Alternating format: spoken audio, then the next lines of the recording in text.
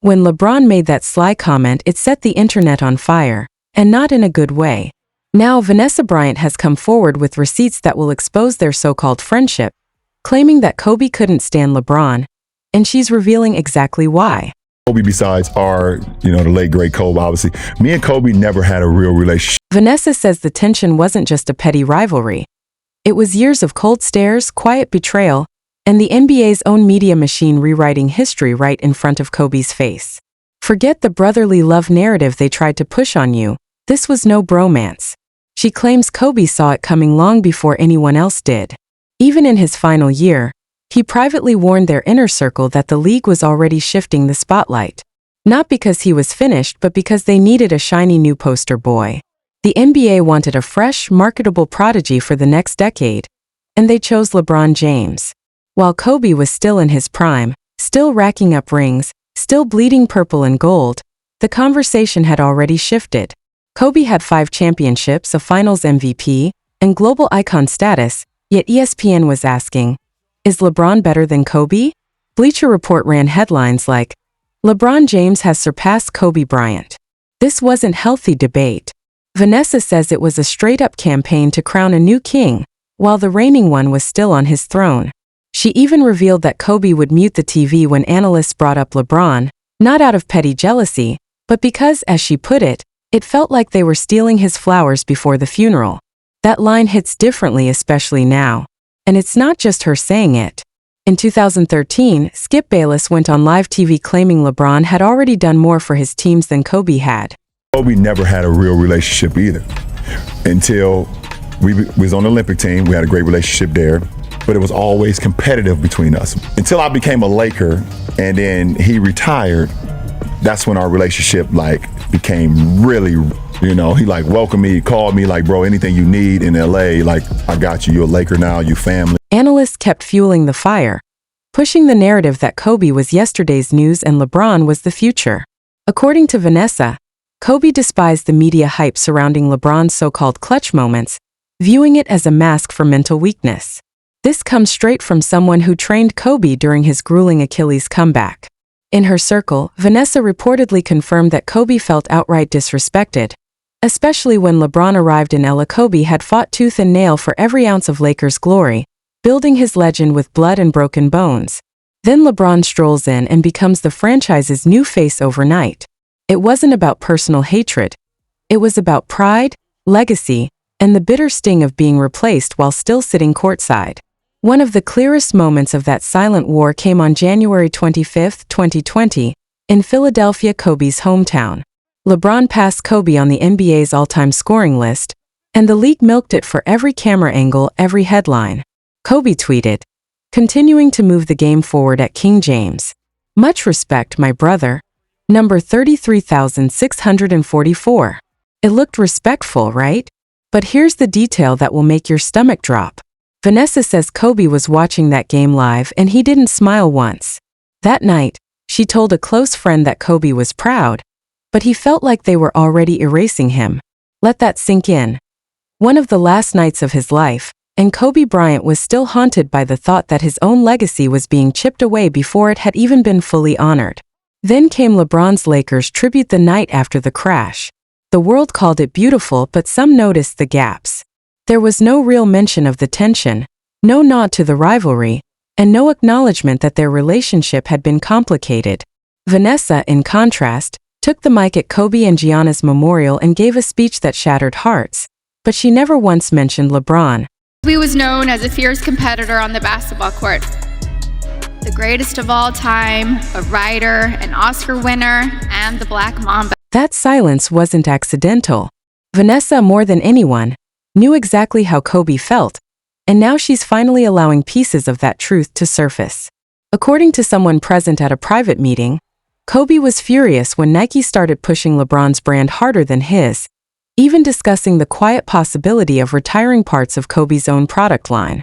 That same source told reporters that Kobe was ready to walk away from Nike entirely and build Mamba into its own independent empire. He saw the game they were playing before most fans did. After his passing, Vanessa honored his vision by pulling Kobe's estate out of its deal with Nike in a move that shook the sneaker world. She wasn't about to let corporate marketing bury Kobe's legacy just to elevate someone else's. A family insider even claims Kobe warned his daughters, especially Natalia, about how the media can twist history. He allegedly told them, "You have to fight for your name because once I'm gone, they're going to act like I never did what I did." And he was right. Just a year later, major outlets ran pieces like, "Is LeBron already the greatest Laker of all time?" Imagine that, a man with barely 2 seasons in LA being ranked above the one who gave the Lakers 5 championships and 2 decades of blood, sweat, and soul. Former teammates, speaking only under anonymity, admit that Kobe never fully embraced LeBron's arrival. Not out of hate, but because he felt blindsided. Called me like, bro, anything you need in LA, like, I got you. You're a Laker now, you fan. One assistant coach recalled 2018, when LeBron first landed in LA. Kobe was polite, but it was clear that something didn't sit right with him. It was like watching someone move into your house and throw out all your furniture. And the Lakers didn't even ask Kobe to be part of LeBron's welcome. That wasn't an oversight, it was a statement. The darkest part, according to sources close to the Bryant family, was that Kobe had planned to release a recorded video to congratulate LeBron for passing him on the all-time scoring list, but also to defend his own legacy, a passing of the torch. But on his terms. Vanessa allegedly told a friend that Kobe wanted the world to know that numbers don't define greatness, Mamba mentality does. But the crash came first. That message died with him, leaving a silence LeBron tried to fill but couldn't. When LeBron spoke publicly about Kobe, he made it sound warm. But according to Vanessa, their calls were rare, surface level, and never truly deep. Kobe never believed LeBron understood what it meant to wear the Lakers jersey. He saw the TikTok era, the super team shortcuts, and the media favoritism. And as Vanessa told friends, Kobe didn't hate LeBron as a person, he hated what LeBron represented. A system that rewards hype over hunger. According to someone close to the Bryant estate, Kobe even documented his thoughts in private journals, including an entry written right after LeBron's 2016 Cavaliers championship win. In one of his journals, Kobe reportedly wrote, "The media will anoint whoever fits their narrative, not whoever puts in the real work. That's why I built for myself, not for them. That's not jealousy, that's clarity." At Kobe and Gianna's memorial, Vanessa stood at the podium with the world watching, celebrities, players, fans, all hanging on her every word. Through all the tears and tributes, she never once mentioned LeBron James, not even by mistake. Instead, she chose her words carefully. And that silence was the final statement. For Kobe, legacy was never about numbers, viral highlights, or ESPN chatter. It was about loyalty, blood, and integrity. The deeper truth, the real reason Kobe kept his distance from LeBron, wasn't just about respect. It was about principles. Vanessa, speaking privately to a family confidant after the memorial, revealed something that sent chills down their spine. "Kobe once told me the difference between him and LeBron is simple. Kobe wanted to earn it. LeBron wanted it handed to him. This wasn't just a basketball story.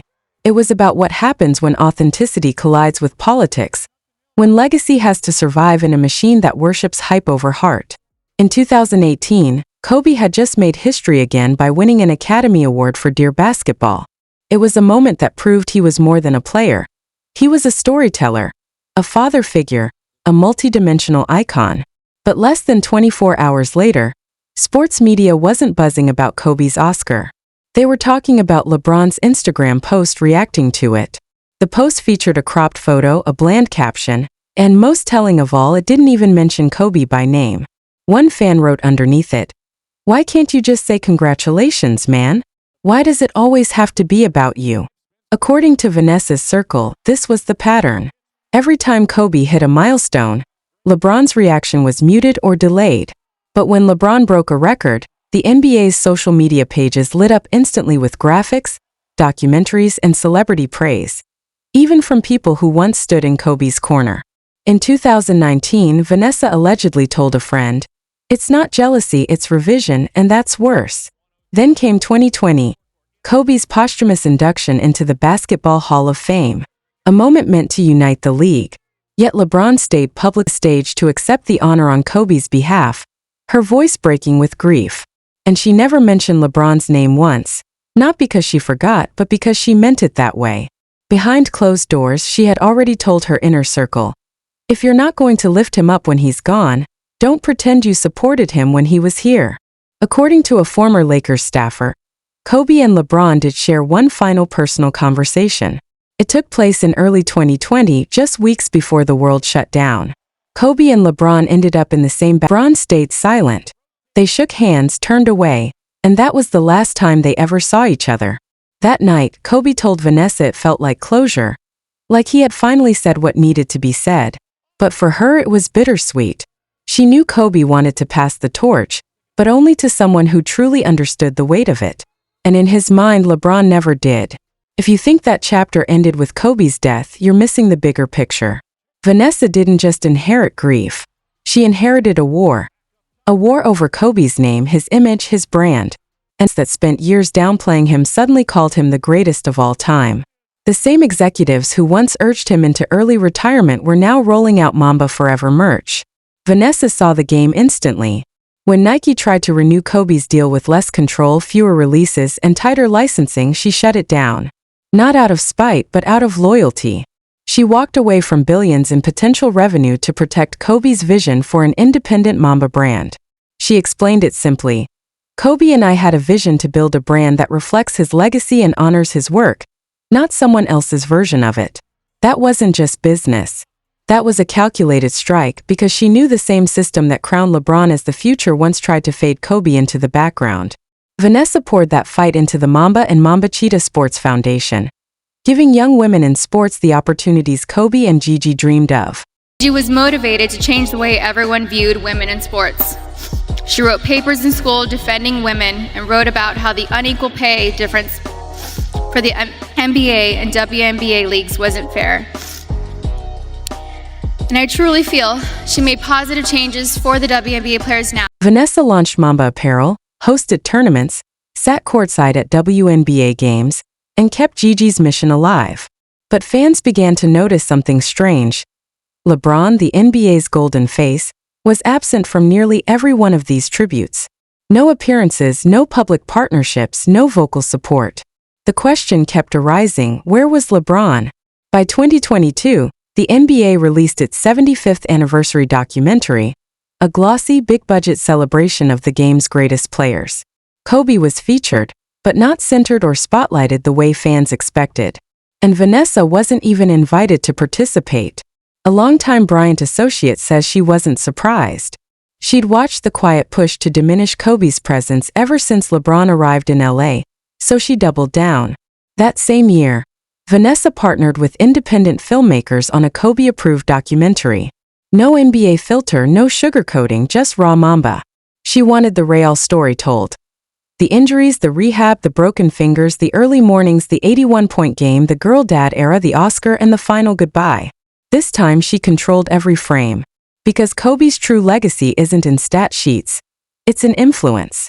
Jason Tatum wears a Kobe armband before every playoff game. Sabrina Ionescu trained under Kobe and now wears his number. Devin Booker inked "Be Legendary" on his arm, Kobe's last message to him. Naomi Osaka has said that Kobe shaped how she competes. That's the legacy Vanessa is fighting for. When asked privately if she'd ever consider endorsing LeBron as Kobe's heir, her answer, leaked by a journalist, was brutal. Kobe always believed, "You don't inherit greatness. You earn it." And LeBron James never earned Kobe Bryant's trust. That's not bitterness, that's her truth. For years after his passing, Vanessa Bryant doesn't just stand as his widow. She stands as the guardian of a man who fought for everything he had and never let anyone write his ending for him. Vanessa Bryant isn't just the guardian of a daughter who dreamed beyond what the WNBA could imagine. She's the guardian of a name they tried to soften, sanitize, and twist into something safer for the next generation. And her message is loud, proud, and permanent. Kobe Bryant doesn't need rewriting. He just needs remembering. If that means putting LeBron James' role in the conversation under a microscope, so be it. Because there's no crown heavy enough to carry the weight of Mamba. Kobe's path to greatness was paved in blood, sweat, and battles, not smiles and handshakes. Before the Cold War with LeBron, there was blood in the water. Kobe Bryant didn't just compete, he hunted. His legacy was built on grudges as much as it was on glory. For every championship, for every MVP snub, for every who's the best debate, there was a name, a target. Even years after his passing, Vanessa and those closest to him have started pulling back the curtain, revealing rivalries that shaped him, betrayals that fueled him, and faces he never forgave. What the highlight reels never tell you is this: Kobe's greatness wasn't just born in the gym. It was forged in conflict. Take the most famous and most explosive pairing in basketball: Kobe and Shaquille O'Neal. 3 straight championships together. Unstoppable on the court but at war behind the scenes. Kobe saw Shaq as lazy, entitled, coasting on raw talent while Kobe was in the gym at 3 a.m. In 2003, Kobe said flat out, "I'm tired of being a sidekick." Shaq fired back publicly, even mocking Kobe's legal troubles in interviews. The feud split the Lakers' locker room and the franchise. In 2004, management chose Kobe. Shaq was sent to Miami, and Kobe shouldered the blame. But privately, Vanessa later confirmed that Kobe wanted him gone. He told her, "He's the best center I've ever played with, but I'll never win the way I want to until he's gone." Then there was the ghost that haunted him, Tim Duncan. No trash talk, no fights, but a rivalry that ran deep. While Kobe battled Shaq, Duncan and the Spurs quietly built a dynasty. Every time Kobe reached the Western Conference Finals, their Duncan was in the way. Kobe respected him, but bitterness simmered under the surface. Phil Jackson's book, The Last Season, even revealed Kobe's resentment over how the media painted Duncan as humble and perfect, while branding Kobe the villain. "They love him because he's boring," Kobe once told teammates. Boring but effective. If there was any team Kobe truly despised, it was the Boston Celtics. In 2008, they humiliated the Lakers in 6 games, capped by a 39-point blowout in Game 6. Paul Pierce called him overrated. Ray Allen questioned his leadership. Kevin Garnett laughed in his face during fast breaks. The next season, Kobe became obsessed, storming through the playoffs, crushing Orlando, and in 2010, getting his revenge. Game 7, Celtics vs. Lakers. Kobe shot just 6 for 24 but still won. Vanessa said he called that 2010 ring the sweetest because it was pure revenge. And Kobe never forgot. When Ray Allen was honored at the Hall of Fame years later, Kobe was asked to send a tribute. He declined. The grudges didn't stop there. In 2006, Kobe dropped 81 on the Raptors, only for Raja Bell of the Suns to clothesline him in the playoffs. Kobe didn't just brush it off. Every game against Phoenix after that, he made Bell pay. In 2000, Chris Childs of the Knicks landed a 2-piece to Kobe's jaw mid-game. Kobe barely flinched, cementing his image as the man who might lose a game, but never a fight. Then there was Steve Nash, friends off the court, Orange County neighbors. But when Nash won back-to-back MVPs in 2005 and 2006 over Kobe, despite Kobe averaging 35.4 ppg to Nash's 18.8, the air changed. Kobe never said it publicly, but an assistant coach claims he told him, "They don't want me to win. They want the safe guy."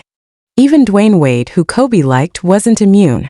When Wade broke Kobe's nose in the 2012 All-Star Game, Kobe didn't forget. Vanessa recalled Kobe joking later, "Wade got rings, but he didn't have to carry the whole building like I did." That's the truth about Kobe Bryant. He didn't pick enemies for drama. He picked them to sharpen the blade. Each one became a milestone, a motivator, a hurdle to clear and burn behind him. And that's why Vanessa is determined that these stories see the light of day. Because Kobe's greatness was never just about the trophies. It was about the grit, the grudges, and the wars nobody saw behind the smile. He wasn't chasing approval. He was chasing immortality. And now, through Vanessa's voice, the complete picture of his fire, the one that burned bridges and built a legend, will live on. No amount of PR spin or media revision can extinguish it. Like, share, comment, subscribe, and we'll see you on the next.